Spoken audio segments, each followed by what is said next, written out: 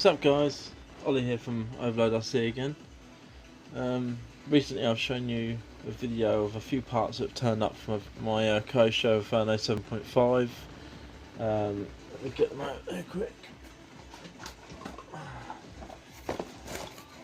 Only a few little bits and bobs, stuff along the lines of obviously new centre diff, with spur gear on it, and some new arms for the servos, including it's got the two brake parts. I've gone through this in the other video, but I thought I'd quickly go over and show you. And the new hinge pins for the front, because we took it out the other day and unfortunately I crashed it flat out.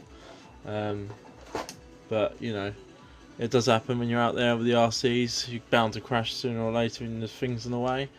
As I say, so what I'm going to do, I'm going to share with you guys. I'm just going to do a step by step. I'm just going to strip down the front end first, and as I say, attack that, get the new pins in there, because I bent the original bottom arm pins on the buggy. I bent the front, but the front part of it here, the metal part, I forget at the moment what that's called, and a few other bits and bobs. And I bought this buggy second hand a long time ago, £60 I paid for it, believe it or not, back then, and it didn't have much of a brake setup, so I put together as much as I could, but it can only give me a rear brake, because you can see it doesn't look very pretty. But I've got, as I say, I've got a whole new diff assembly, so I'm just going to get that all bolted in. I might put this metal spur gear on the new diff if it's compatible. That new diff can cover a whole variety of the Infernos up to the MP9 and stuff like that. So it's quite hard to get bits for the 7.5 now, but they are a lot of the parts are interchangeable. As I say, so what I'm going to do now is we're going to get stripped down. Next thing you'll see is it all stripped down in pieces, and I'll go through some parts that I'm already upgrading, and eventually we'll hit the differential and get that sorted out. Alright, I'll stop rambling on and get it sorted. I'll see you guys in a sec. Welcome back guys. Just thought I'd quickly show you. I've got a bring it to the camera. 2 seconds. I've actually got, if you focus on that, one of the actual engine bolts to the chassis plate is actually rounded off. It's typical of any RC this is. But what I'm going to do is I'm going to actually Dremel that out and get rid of it, and I'll put a new thread in there in a minute. Just going to do that now. I'll be back with you. So guys, just want to quickly show you how we're getting on. As you can see, it's almost completely gone. Soon I'll be breaking through, and I'll be able to get the engine out and take a little bit left of the thread out, and then that'll be that sorted. There we go guys, on the end of that is what's left of what I ground. As you can see, there's not a lot left. Take it around to the engine quick. So I mean, for a minimal amount of damage, that's a lovely way to get your rounded off bolt cell. So don't ever let it worry you. There are other ways to do it. This was the quickest and easiest for me because I've got spare bolts and it'd be easy peasy. Now let's get back to getting this diff out.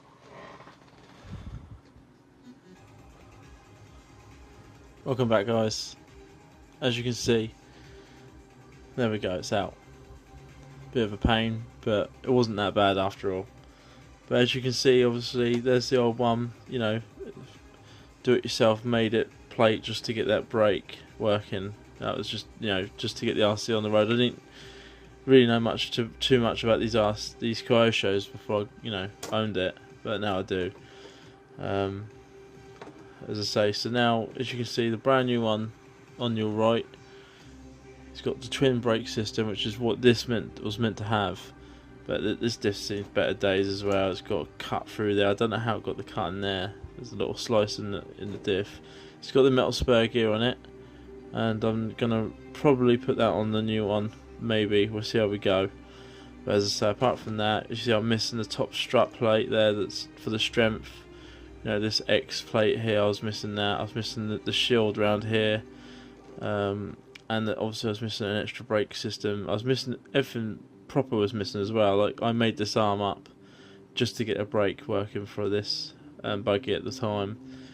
Overworked the rear brake, I think. Looks like it's got pretty damn hot. But yeah, let's get this new one in then, guys. I'll quickly have a quick strip down and see if I might put this metal spur gear on, but if it's too much aggro, I'm not going to bother, because I don't really kill spur gears. I'm not that bad for them. Some people are, some people aren't. It's a lot quieter with a plastic spur gear and smoother, but you can't go wrong with a metal one. So we'll see how we get on, guys. So guys, just going to show you, I've given it a nice little clean up for you guys, as you can see. I'll just tilt the camera up a tad.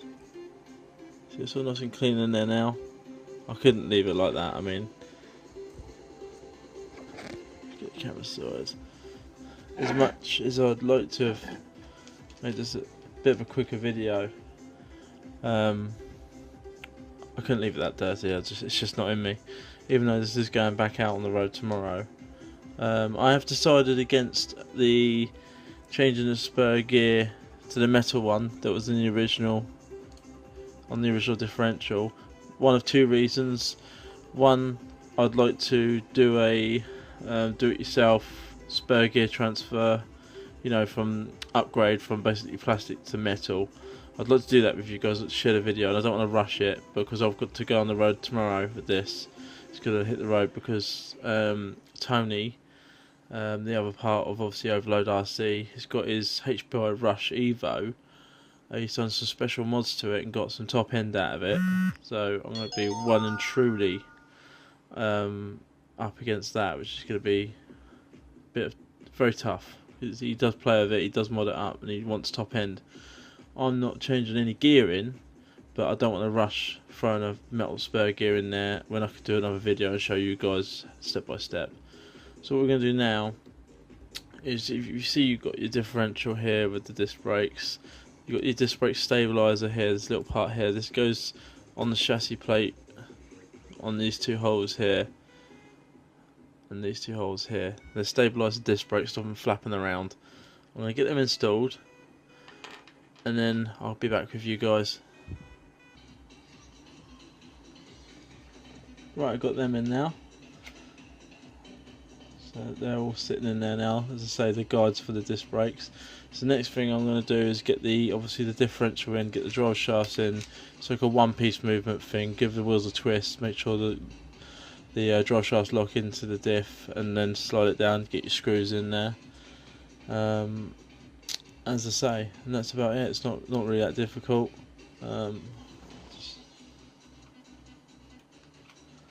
Just double check that. Obviously, make sure these are straight, guys, because there's no there's no pins that lock into the chassis to make sure these are straight. You just got to put two self-centering screws in there.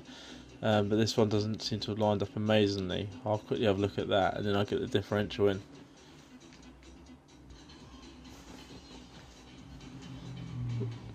Right, so when you do insert the differential, obviously you want to make sure that you get your drive shafts in place. If you can see that, lock that one in, grab the front one,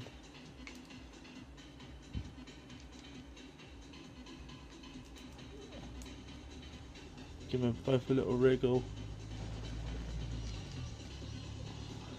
See, they're locked in now, each side to the couplings. They're in place, and then you drop it into place like that. So now you've got both shafts in the couplings, and basically you can now proceed to put your screws in the bottom, and then obviously carry on putting it back together.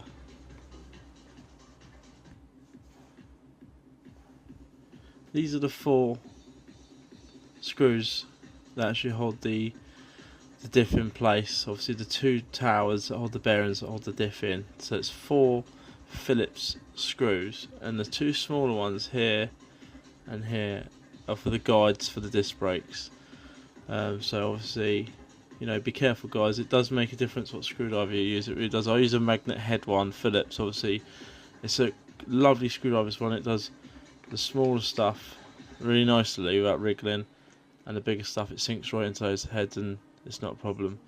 You will round off things if you don't use the right screwdriver. Just be pre-warn yourself. It's always worth just going and spending like a couple of quid on a decent screwdriver, or you'll be doing this and getting into this mess with all this aluminium, because it's all rounded off, which I must add wasn't from me, it was from the previous owner, because I usually undo the bolts for the engine through the adjusters. So now I'll do this up. As I said, all those parts are ordered from Kyosho Spares, which you can find on eBay. They've got a shop. Postage and packing was reasonable. Actually, it's pretty much down near on free. Very helpful people as well. Sorry about the camera wobbling, guys. I'm just doing these up on camera so you can see the finished result.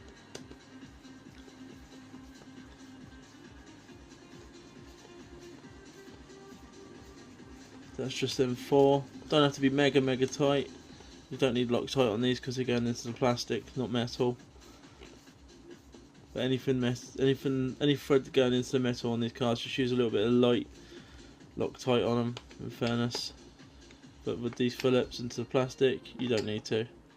Right, there we go, guys.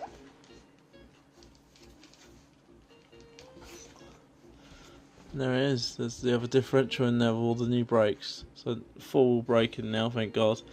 I must add that rear wheel braking on something like that weighs as much as these do is a no-no. It'll just send you into the wall, which is partly the reason what happened to me. But as I say, right, I'll crack on, get all the engine back in, get the tank back in, and then we'll start on the front end. There we go, guys. I'm just going to leave it as that now with the for the differential video. It's all in.